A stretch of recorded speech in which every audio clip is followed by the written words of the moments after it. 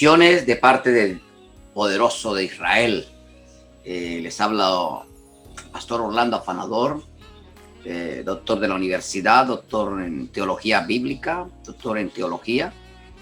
Esta noche quiero hablarte acerca de algo muy importante y que a través de la hermenéutica 301, la clase número 2, hoy comenzamos la clase número 2, quiero hablarte de un tema muy importante para tu vida. Muchos se han preguntado, ¿qué es la verdad? ¿Qué es la verdad? Hace más de 2000 años, la verdad fue sometida a juicio y juzgada por la gente que era adicta a las mentiras. De hecho, la verdad enfrentó 6 juicios en menos de un día, 3 de los cuales fueron religiosos y 3 fueron legales. Al final, pocas personas implicadas en esos acontecimientos podían responder la pregunta, ¿qué es la verdad? Después de ser arrestado, la verdad fue conducida primeramente a un hombre llamado Anás, un corrupto ex sumo sacerdote de los judíos. Anás quebrantó numerosas leyes judías durante el juicio, incluyendo la celebración del juicio en su casa, tratando de inducir autoacusaciones en contra del acusado, golpeando al acusado, quien hasta ese momento no se le había declarado culpable de nada. Después Anás, la verdad fue llevada al sumo sacerdote en funciones, Caifás, quien resulta ser yerno de Anás. Anás, Caifás y el Sanedrín judío se acercaron muchos falsos testigos para hablar en contra de la verdad. Pero nada pudo ser aprobado, nada pudo ser probado y no podía encontrarse evidencia de algún delito. ¿Por qué razón entonces nos hacemos esta pregunta día tras día? ¿Qué es la verdad?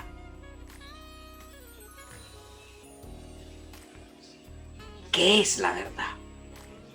Caifás rompió no menos de 7 leyes mientras trataba de condenar a la verdad. Primero, el juicio fue mantenido en secreto. Segundo, se llevó a cabo de noche. Tercero, implicó soborno. Cuarto, el acusado no tuvo a nadie presente que actuara en contra de su defensa. Quinto, el requerimiento de 2 o 3 testigos no se cumplió. Sexto, utilizó un testimonio autoincriminatorio en contra del acusado. Y séptimo, decretaron la pena de muerte contra el acusado el mismo día. ¡Wow! Todas estas acciones estaban prohibidas por la ley judía. A pesar de todo, Caifás declaró culpable a la verdad, porque la verdad aseguró ser Dios encarnado, algo que Caifás llamó una blasfemia. Cuando llegó la mañana, se llevó a cabo el tercer juicio de la verdad, con el resultado de que el Sanedrín judío pronunció la sentencia de que la verdad debía de morir. Sin embargo, el concilio judío no tenía ningún derecho legal para llevar a cabo la pena de muerte, así que volvieron y se vieron esforzados a traer a la verdad ante el gobernador romano en turno, un hombre llamado Poncio Pilatos. Pilato, fascinado por Tiberio como el 5º prefecto de Judea, y sirvió en ese cargo desde el año 26 al 36 después de Cristo. Entienda algo.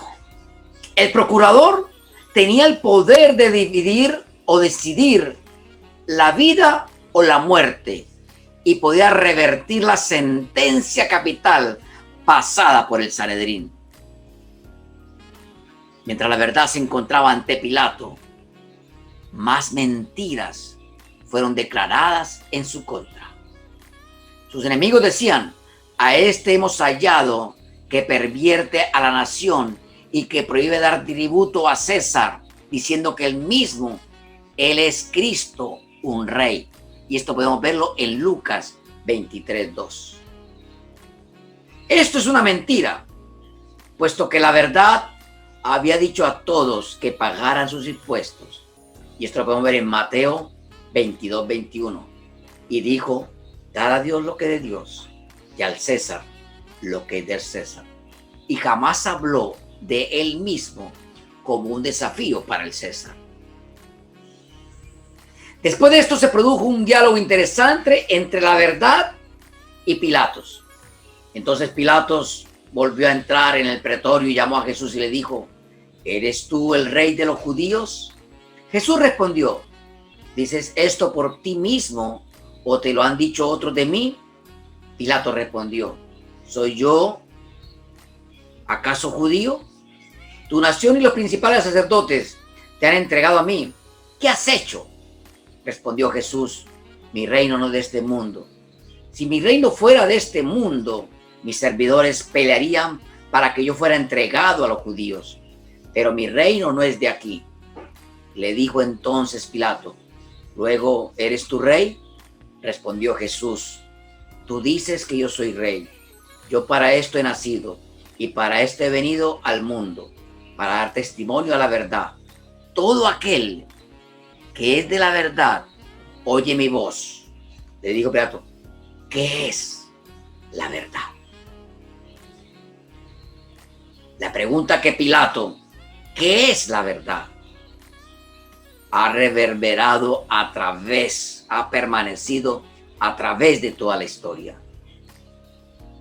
Era un deseo melancólico de saber lo que nadie más podría decirle.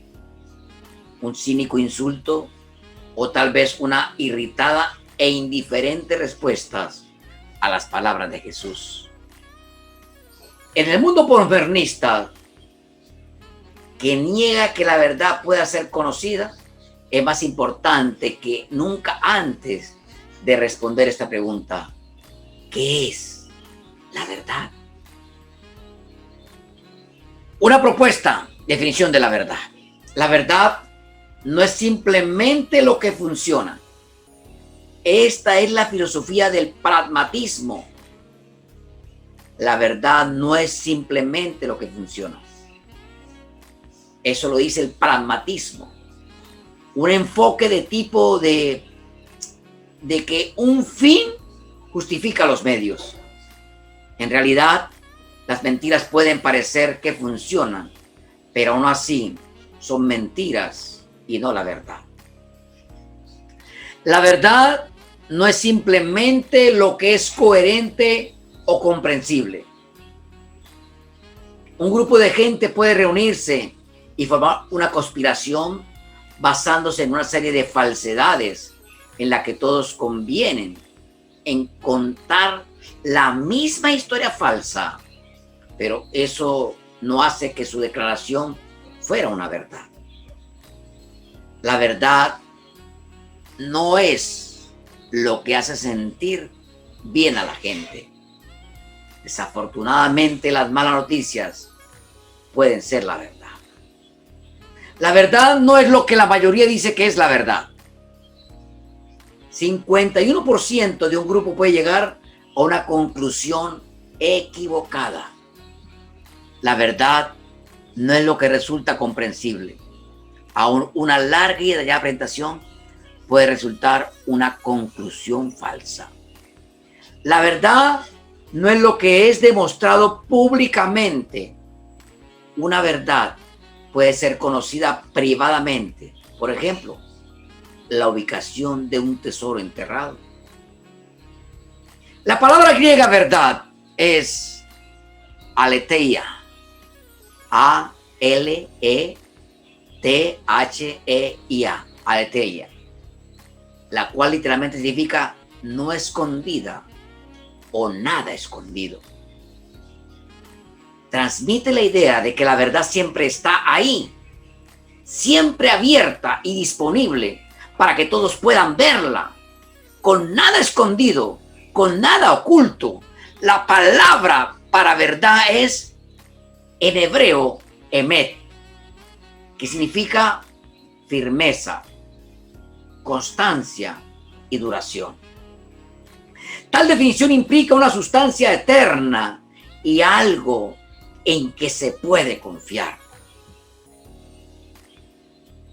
Desde la perspectiva filosófica, hay tres maneras simples de definir la verdad. Verdad es lo que corresponde a la realidad.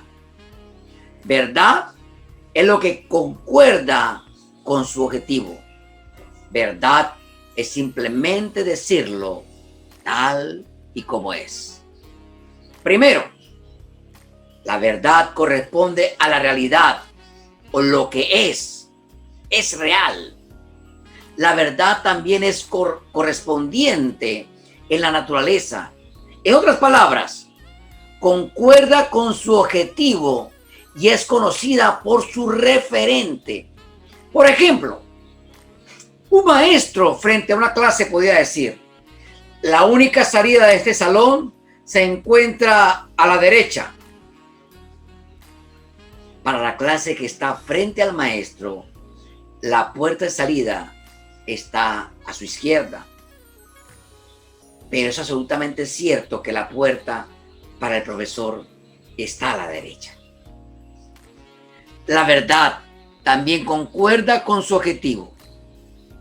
Puede ser absolutamente cierto que algunas personas puedan necesitar determinada cantidad de miligramos de un medicamento, pero otra persona puede necesitar más o menos del mismo medicamento para poder producir el efecto deseado.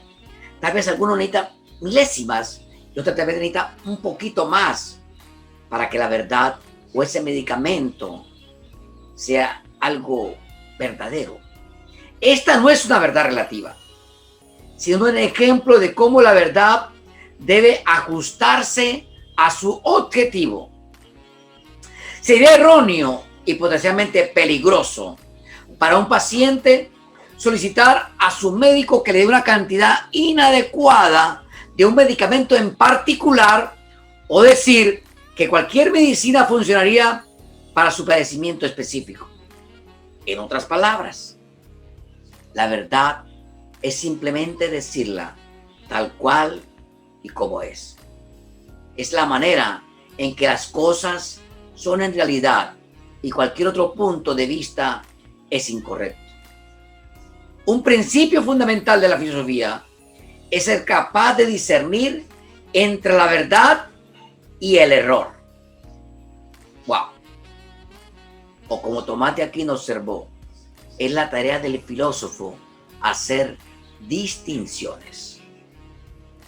Quiero hablarte acerca de los desafíos de la verdad. Las palabras de Aquino no son más populares hoy en día.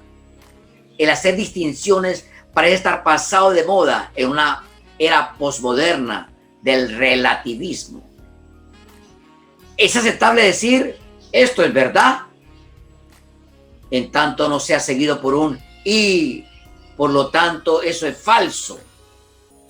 Esto es especialmente observable en asuntos de fe y de religión, en donde se supone que cada sistema de creencias se encuentra en igualdad de condiciones respecto a la verdad.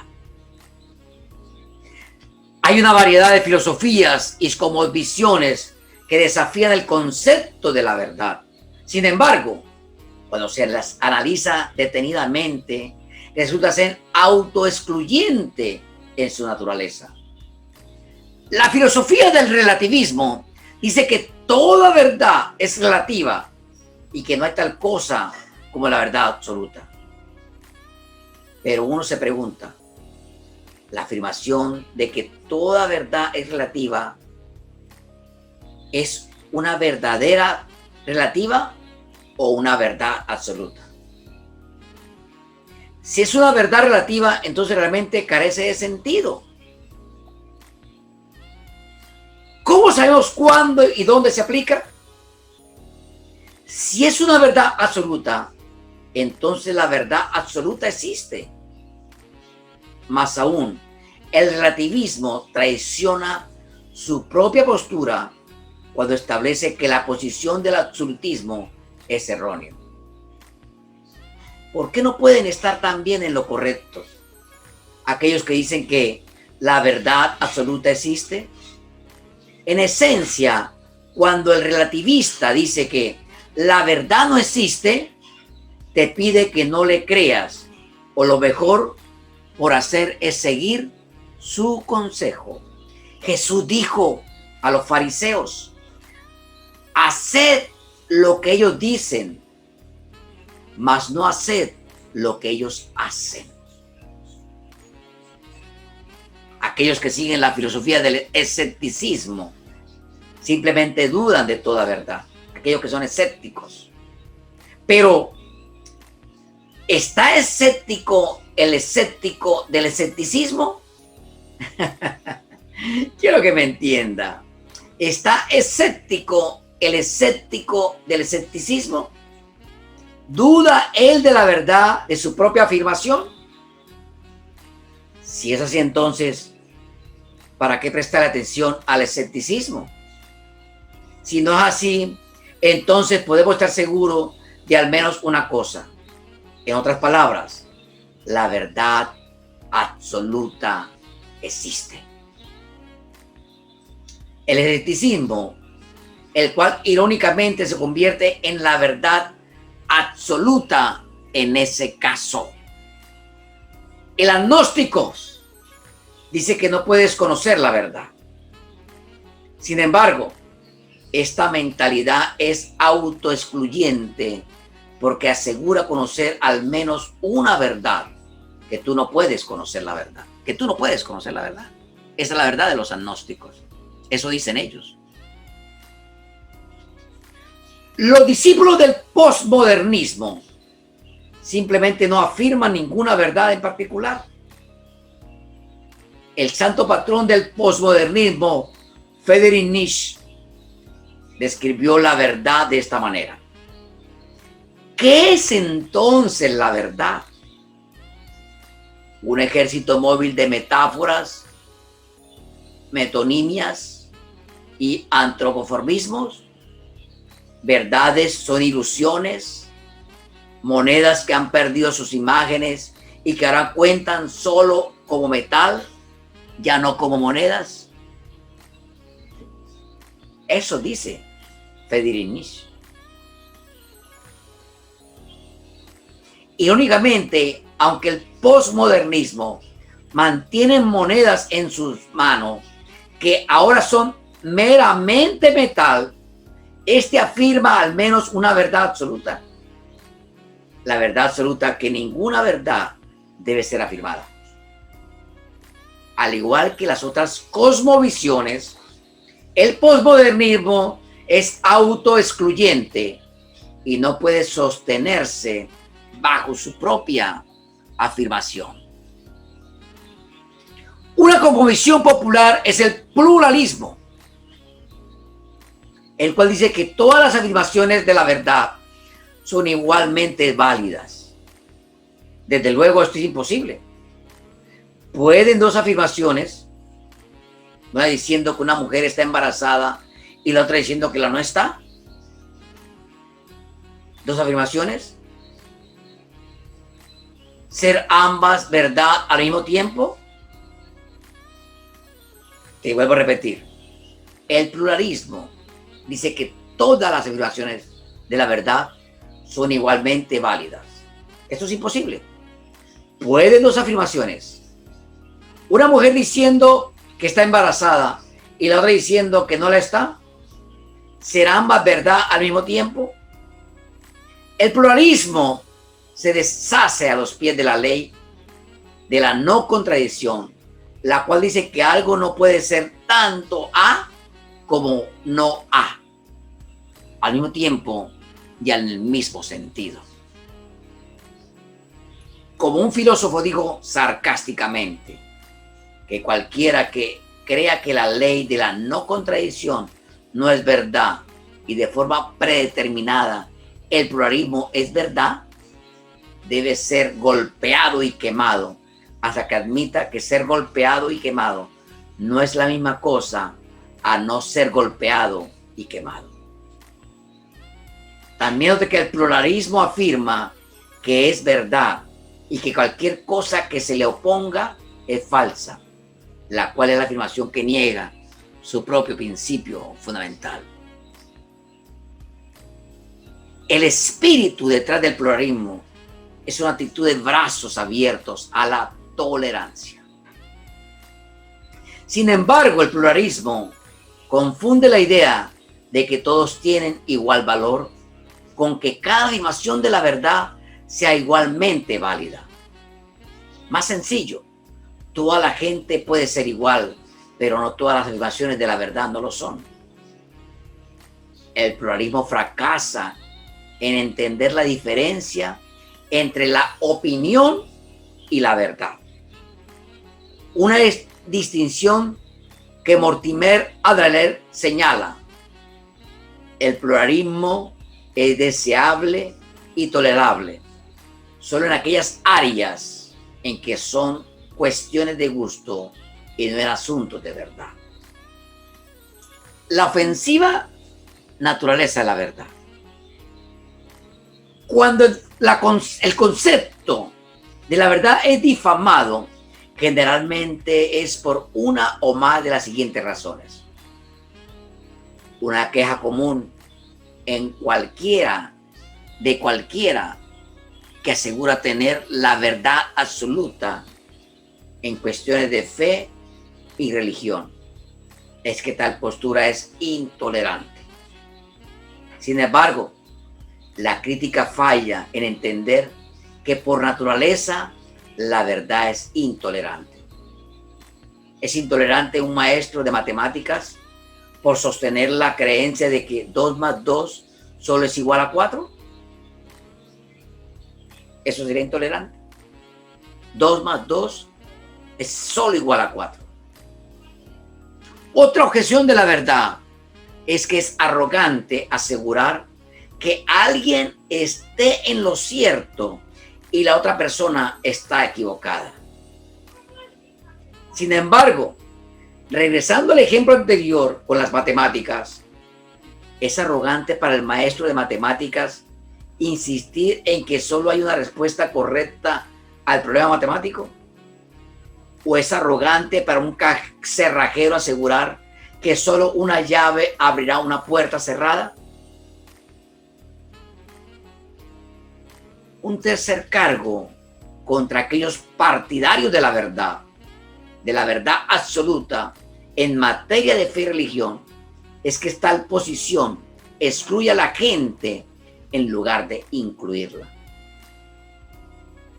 Pero tal queja fracasa en entender que la verdad, por naturaleza, excluye a su opositor. Todas las respuestas, a excepción del 4, son excluidas de la realidad que resulta del 2 más 2. Hay una otra protesta en contra de la verdad absoluta, y es que es ofensivo y divisivo asegurar que uno tiene la verdad. En cambio, el crítico sostiene, todo lo que importa es la sinceridad. El problema con esta postura es que la verdad es inmune a la sinceridad, la creencia y el deseo. No importa cuán sinceramente crea uno que la llave equivocada abrirá la puerta. No importa cuán sinceramente crea que uno la llave equivocada abrirá esa puerta. Aún así la llave no entrará y la cerradura no se abrirá. La verdad tampoco es afectada por la sinceridad. Si alguien toma un frasco de veneno te voy a colocar un ejemplo, y sinceramente cree que es limonada, aún así sufrirá los infortunios de efecto del veneno. Finalmente, la verdad es insensible al deseo. Una persona puede desear fuertemente que en su auto no se haya quedado sin gasolina, pero si el indicador dice que el tanque está vacío, el auto ya no arranca. Entonces no hay deseo del mundo que haga que milagrosamente el auto siga hacia adelante. Esa es una verdad absoluta. Te pongo esos dos ejemplos muy claritos. La verdad absoluta. Algunos admitirán que la verdad absoluta existe, pero dirán que tal postura solo es válida en el área de la ciencia y no en cuestiones de fe y religión. La verdad absoluta existe. Tú puedes tener unas llaves en tus manos, pero esa llave simplemente va a abrir la cerradura o la puerta indicada. Con esa llave tú no podrás abrir otra puerta, porque es una verdad absoluta. Si el carro que tú manejas o la moto que tú manejas se ve ahí en el indicador de gasolina que está sin gasolina, el carro se va a parar, la moto se va a parar. Eso es una verdad absoluta. Por más que tenga fe, dice, la moto va a arrancar, la llave va a abrir. Esta es una filosofía llamada positivismo lógico, el cual fue popularizado por filósofos tales como David Hume. En esencia, tales personas declararon que los reclamos de la verdad deben ser, primero, tautológicas. Por ejemplo, que todos los solteros son hombres solteros. Empíricamente verificable, esto es verificamente mediante la ciencia. Para el positivismo lógico, toda conversación sobre Dios es una tontería para ellos. Aquellos que se adhieren a la noción de que solo la ciencia puede hacer afirmaciones de la verdad, fallan en reconocer que hay muchas realidades de la verdad donde la ciencia es impotente. Por ejemplo,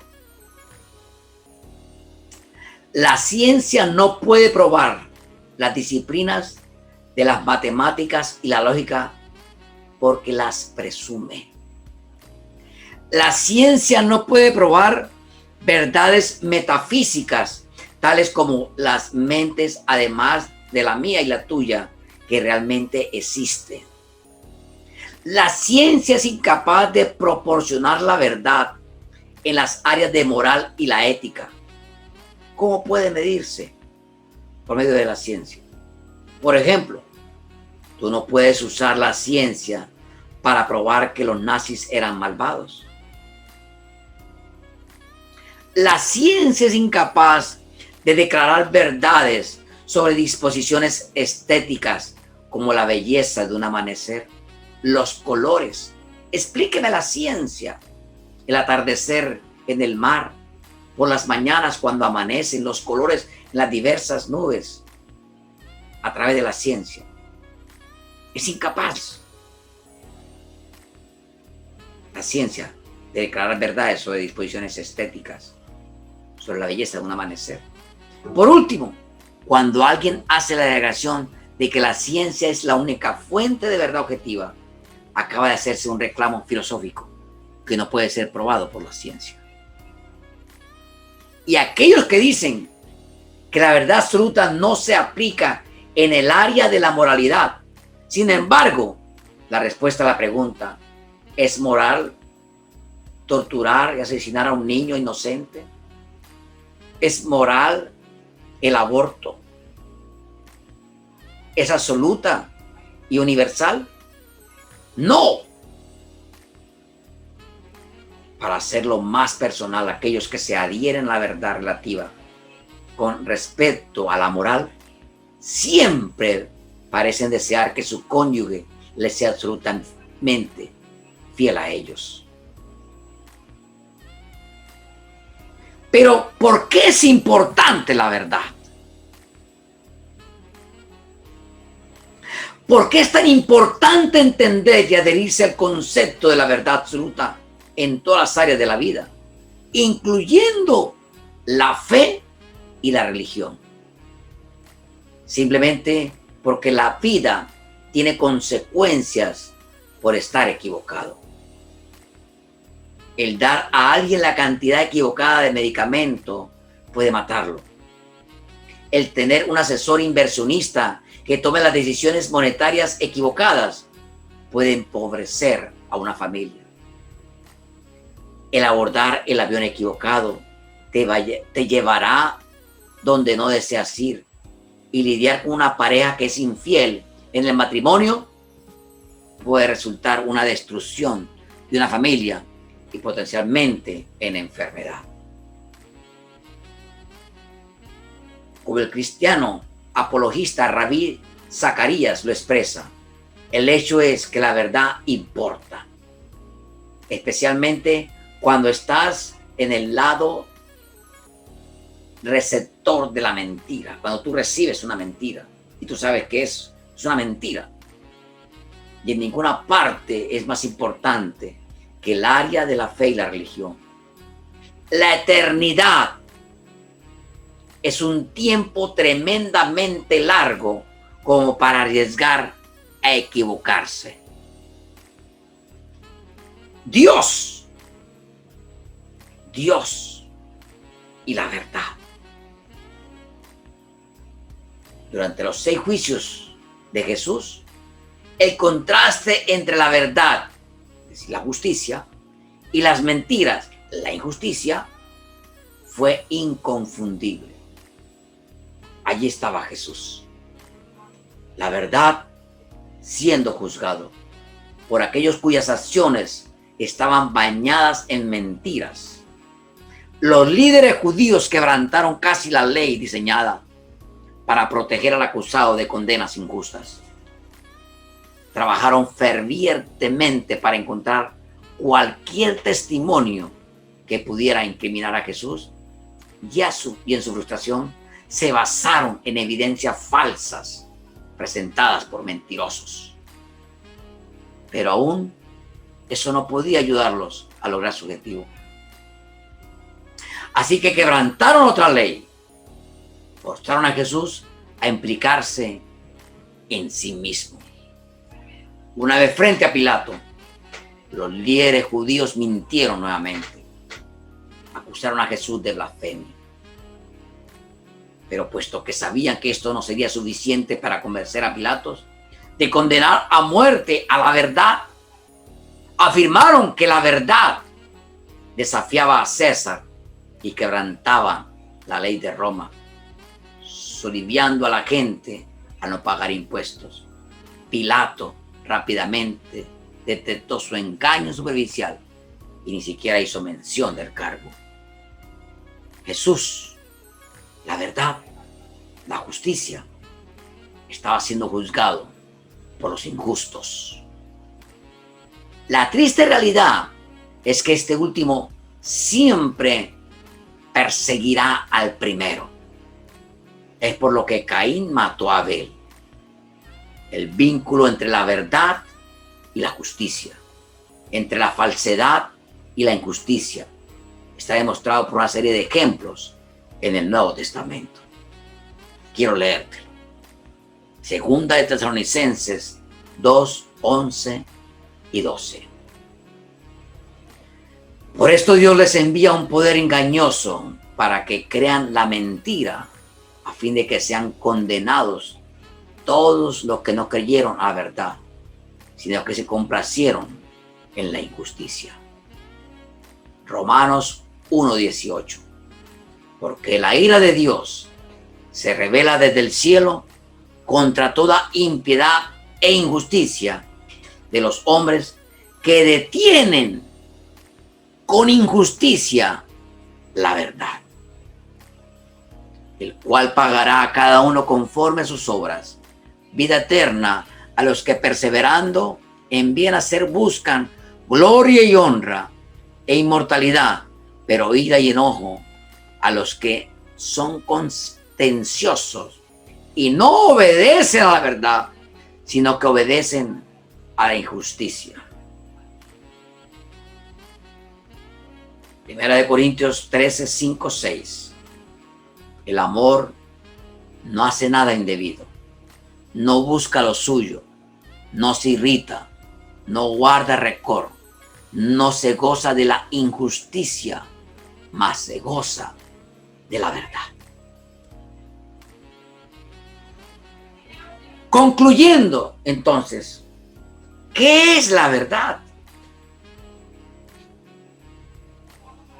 La pregunta que hizo Poncio Pilato hace siglos debe ser reformulada en fin de ser completamente exacta. El comentario del gobernador romano, ¿qué es la verdad?, pasa por alto el hecho de que muchas cosas pueden tener la verdad, pero solo una cosa puede realmente ser la verdad. La verdad debe provenir de alguna parte. La cruda realidad es que Pilato estaba mirando directamente al origen de toda la verdad en esa madrugada de hace casi 2000 años. No mucho antes de ser arrestado y traído al gobernador, Jesús había hecho esta simple declaración en Juan 14, 6. Yo soy la verdad. Lo que fue una declaración bastante increíble. ¿Cómo un simple hombre podía ser la verdad? No era posible, a menos que él fuera más que un hombre, que en realidad fuera lo que él aseguraba ser. El hecho de que es la afirmación de Jesús fue válida cuando él resucitó de los muertos. Aleluya. Romanos 1:4. Hay una historia acerca de un hombre que vivía en París, que fue visitado por un forastero del campo, queriendo mostrar al forastero la magnificencia de París. Lo llevó al Museo del Louvre para ver lo grandioso del arte y luego a un concierto de una majestuosa sala de conciertos para escuchar tocar a una gran orquesta sinfónica. Al final del día, el forastero del campo comentó que a él no le gustó en particular ni el arte ni la música. A lo que su anfitrión replicó: ellos no están en juicio, usted lo está. Pilato y los líderes judíos pensaron que estaban juzgando a Cristo, cuando en realidad ellos eran los que estaban siendo juzgados. Además, aquel a quien condenaron realmente servirá como su juez un día, como lo hará para con todos los que con injusticia detienen la verdad. Evidentemente, Pilato nunca llegó a conocer la verdad. Eusebio, el historiador y obispo de Cesarea, registra el hecho de que Pilato finalmente cometió suicidio en algún momento durante el reinado del emperador Calígula en los años 37 y 41 después de Cristo. Un triste final y un recordatorio para todos que ignorar la verdad siempre conduce a consecuencias indeseables. Jesucristo es la verdad.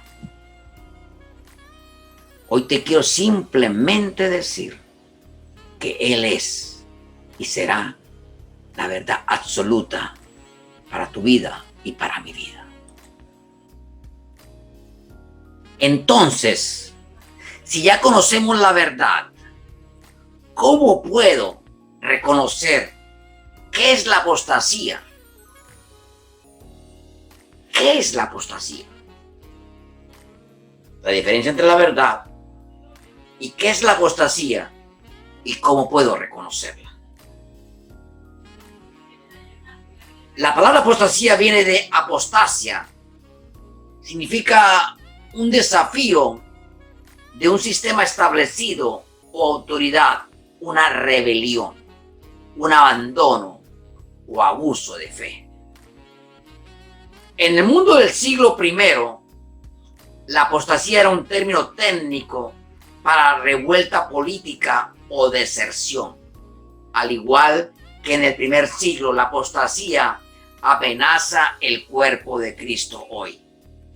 La Biblia advierte de personas como Arrio, un sacerdote cristiano de Alejandría, Egipto, que fue entrenado en Antioquía a comienzos del IV siglo, acerca del 328 después de Cristo. Arrio acusó a Alejandro, obispo de Alejandría, de suscribirse al sabelianismo, una falsa enseñanza que afirmó que el Padre, Hijo y Espíritu Santo eran simplemente roles o modos asumidos por Dios en varias ocasiones. Arrio determinó hacer hincapié en la unicidad de Dios. Sin embargo, fue demasiado lejos en su enseñanza de la naturaleza de Dios. Arrio negó la Trinidad y presentó lo que pareció ser una superficie, una diferencia insignificante entre el Padre y el Hijo.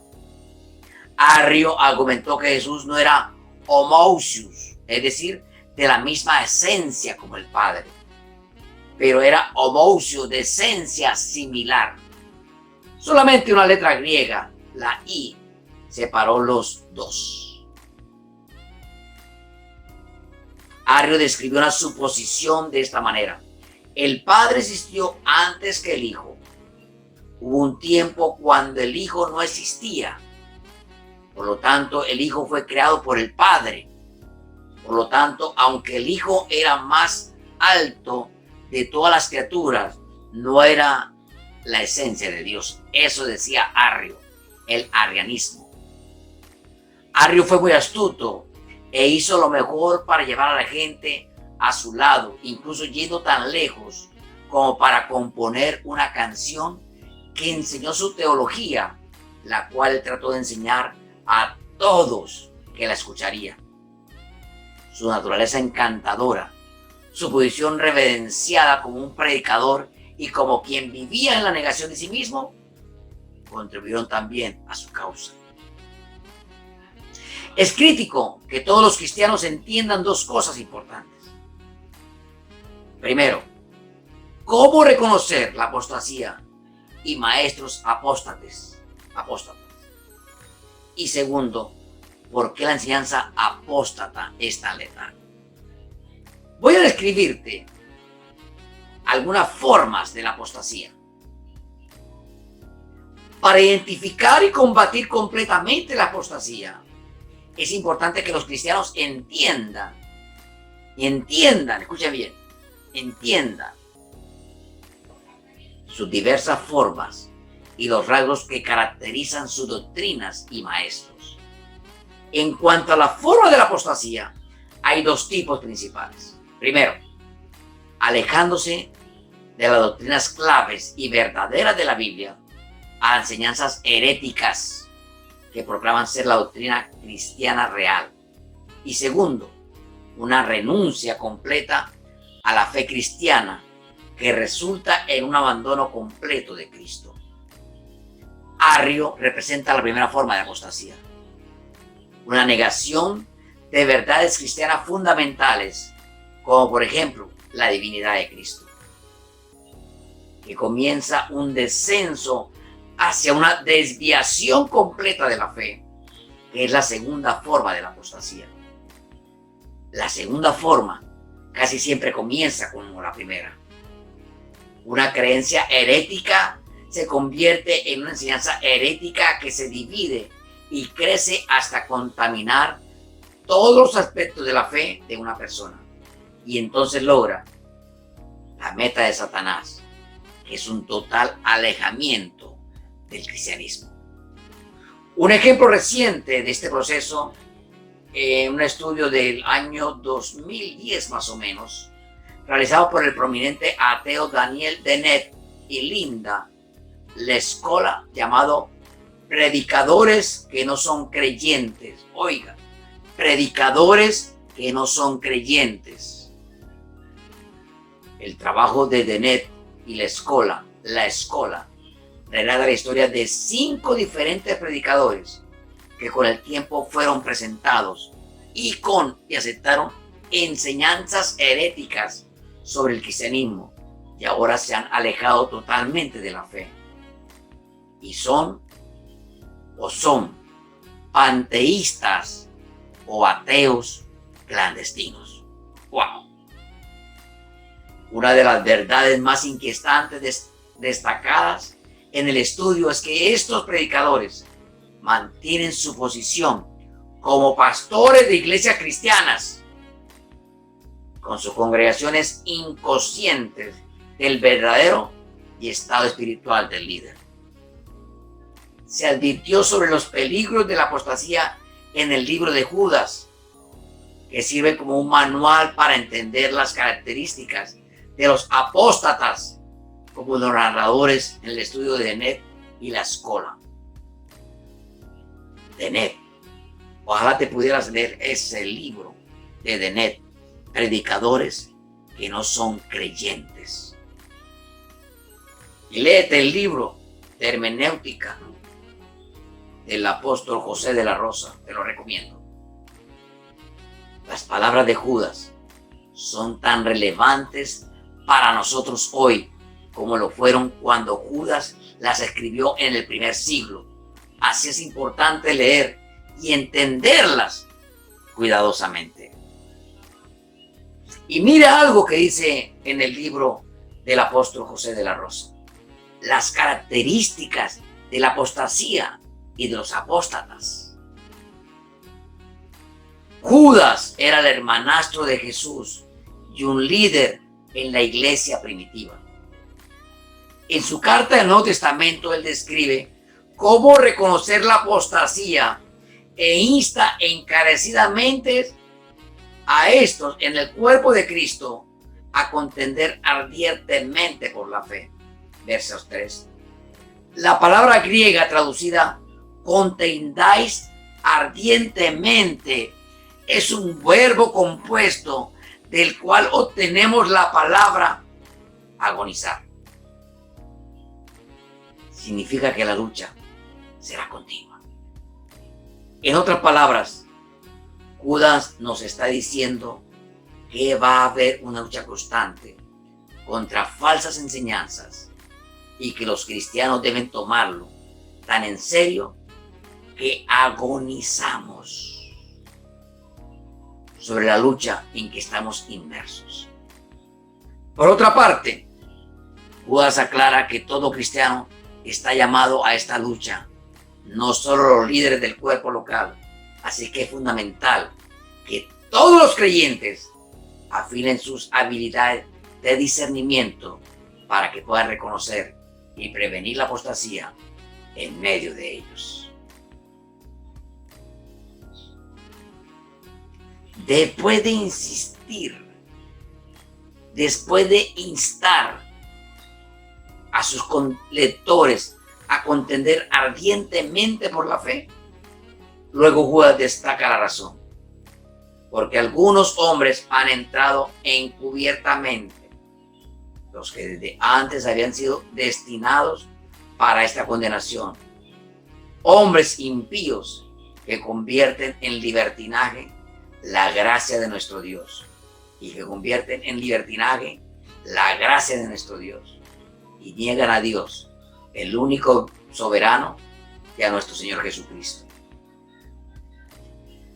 En este versículo, Judas proporciona a los cristianos 3 características de la apostasía y de los maestros apóstatas. Pon mucha atención. En primer lugar, Judas dice que la apostasía puede ser sutil. Judas utiliza la frase han entrado encubiertamente, que no aparece en otro libro de la Biblia, para describir la entrada de los apóstatas en las iglesias. En el griego extrabíblico, el término describe la astucia de un abogado que a través de una argumentación inteligente se infiltra en las mentes de los funcionarios del tribunal y corrompe su pensamiento. La palabra significa literalmente entrar del lado, entrar fortuitamente, difícil de detectar. En otras palabras, Judas dice que es raro que la apostasía comience de una manera abierta y fácilmente detectable. En cambio, se parece mucho a la predicación de Arrio, en la cual solamente una sola letra distingue su doctrina de la verdadera enseñanza de la fe cristiana. Describiendo este aspecto de la apostasía y su peligroso subyacente, el escritor Tosser dijo estas palabras: tan hábil es el error en imitar la verdad que los dos son constantemente confundidos uno por otro. Se necesita gran discernimiento en estos días para saber cuál de los dos hermanos es Caín y cuál es Abel. El apóstol Paul también habla del comportamiento exterior agradable de los apóstatas. Hay que aprender a distinguir cuál de los dos hermanos es Caín y cuál es Abel. Mire lo que dice la palabra. Segunda de Corintios 11, 13, 14. Porque estos son falsos apóstoles, obreros fraudulentos, que se disfrazan como apóstoles de Cristo. Y no es maravilla, porque el mismo Satanás se disfraza como ángel de luz. En otras palabras, los apóstatas no parecerán malos en el exterior, ni dirán palabras dramáticas de herejía al comienzo de su enseñanza. En lugar de negar la verdad absolutamente, los apóstatas se torcerán para caber en su propia agenda.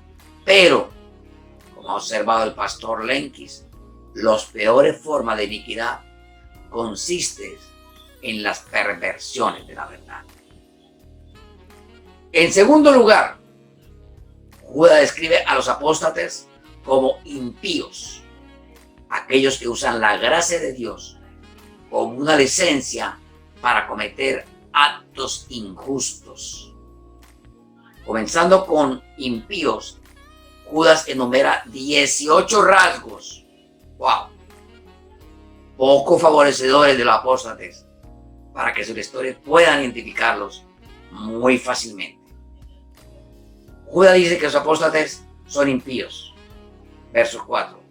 Moralmente pervertidos, niegan a Cristo, mancillan la carne, son rebeldes, gente que blasfema a los ángeles, son ignorantes de Dios, proclaman visiones falsas, autodestructivos, murmuradores, criticones. Verso 16, léalo.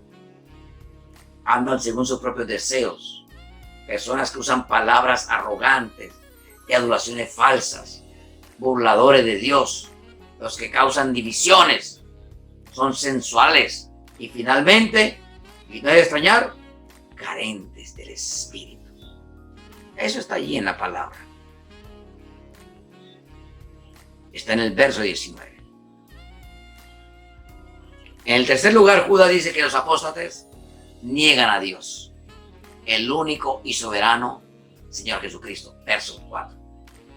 ¿Cómo hacen esto los apóstoles? Los apóstatas. Los apóstatas, ¿cómo hacen esto? Pablo nos dice en su carta a Tito: todas las cosas son puras para los puros, mas para los corrompidos e incrédulos nada le es puro, pues hasta su mente y su conciencia están corrompidas. Profesan conocer a Dios, pero con los hechos lo niegan, siendo abominables y rebeldes, reprobados en cuanto a toda buena obra. Tito 1, del 15 al 16. A través de su comportamiento injusto, Los apóstatas muestran a su verdadero ser. La diferencia de un apóstata, un verdadero creyente, es alguien que ha sido liberado del pecado a la justicia en Cristo. ¿Perseveraremos en el pecado para que la gracia abunde? En ninguna manera, porque lo que hemos muerto al pecado, ¿cómo viviremos aún en él? Romanos 6, 1, 2. Pero la falsa enseñanza de los apóstatas muestra también su verdadera naturaleza. Pedro dice, pero hubo también falsos profetas entre el pueblo, como habrá entre vosotros falsos maestros, que introducirán encubiertamente herejías destructoras y aún negarán al Señor que los rescató, atrayendo sobre sí mismo destrucción repentina. Segunda de Pedro 2:1. Los verdaderos creyentes han sido liberados de la oscuridad espiritual a la luz. Efesios 5:8. Y por lo tanto, no negarán las verdades fundamentales de la Escritura, como lo hizo Arrio con la divinidad de Jesús. Finalmente, el signo de un apóstata es que eventualmente decae y se aparta de la verdad de la palabra de Dios y su justicia. El apóstol Juan indica que esto es una marca de un creyente falso. Salieron de nosotros, pero no eran de nosotros, porque si hubiesen sido de nosotros, habrían permanecido con nosotros, pero salieron para que se manifestase que no todos son de nosotros. ¡Wow! Primera de Juan 2:19. Dios toma en serio la apostasía y la falsa enseñanza. Cada libro del Nuevo Testamento, excepto Filemón, contiene advertencias acerca de la falsa enseñanza. ¿Por qué esto? Simplemente porque las ideas tienen consecuencias. Pensar bien y su fruto produce virtud, mientras que pensar mal y su accionar acompaña y resulta en penalidades no deseadas. Por ejemplo, los campos de exterminio camboyano de los años 70 fueron el producto de la cosmovisión nihilista de Jean-Paul Sartre y su enseñanza. El líder de los Khmeres rojos, Pol Pot, vivió la filosofía de Sartre hacia el pueblo de una manera clara y aterradora que fue articulada de esta manera. Protegerte no es ningún beneficio, destruirte no es ninguna pérdida, decía este hombre, Paul Sartre. Debe recordarse que Satanás no vino a la primera pareja en el jardín con un armamento externo o un arma sobrenatural, pero en cambio con ello llegó con una idea, y fue esa idea que les condenó a ellos y al resto de la humanidad, con el único remedio siendo la muerte sacrificial del Hijo de Dios, Jesucristo. La gran tragedia es que si, sabiendo o sin saberlo, el maestro apóstata condena a unos sus incautos seguidores. Uno de los versos más temibles en todas las Escrituras proviene de los labios de Jesús, hablando a sus discípulos acerca de los líderes religiosos de su época. Dijo, dejadlos, son ciegos, guías de ciego, y si el ciego guiara al ciego, ambos caerán al hoyo. Jesús afirma que no son los falsos maestros que van a la destrucción, pero sus discípulos le siguen diciendo también. El filósofo cristiano Søren Kierkegaard lo expresó de esta manera: porque nunca se ha sabido fallar que un necio, cuando se va por un mal camino, lleva a varios con él. Conclusión. En el año 325 después de Cristo, el Concilio de Nicea convocó principalmente para retomar el tema de Arrio y su enseñanza. Muchos a la consternación de Arrio, y el resultado fue su excomunión de una declaración hecha en el credo niceo que afirma la divinidad de Cristo. Creo en un solo Dios, Padre Todopoderoso, Creador del cielo y de la tierra, de todo lo visible e invisible. Creo en un solo Señor, Jesucristo, Hijo único de Dios, nacido del Padre antes de todos los siglos, Dios de luz, luz de luz, Dios verdadero de Dios verdadero, engendrado, no creado, de la misma naturaleza del Padre, porque todo Él fue hecho.